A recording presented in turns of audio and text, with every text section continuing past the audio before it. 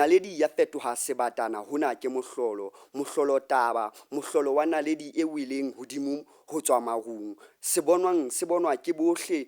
mokgosi wa hla motshiare batho wa ntsha batho matlong ya re ba sa itshwere molomo jwalo naledi ya fetoha sebatana sa mohutau ke bua ka Kgadiopo mona le Ponesa ke bua ka Phamola Makiti Moshama Kiti Kanqane Makiti ha ya ntsa feta la tshwene bitswang Kgadimagwe e re ke lebleleng tsa sabatle mo tsamao o lapineng hanong la taua tshabeha o ntsa la tsha le qele o tletse maqile motho a ntsa mohlaela a mo sheba ka lihlole mone ka ba tsing dikepisi ba ntsa ba itshwarisa ho ba hahla sekere sa kepisi se hlape le tlera sa diketse a mmitse ka lebitso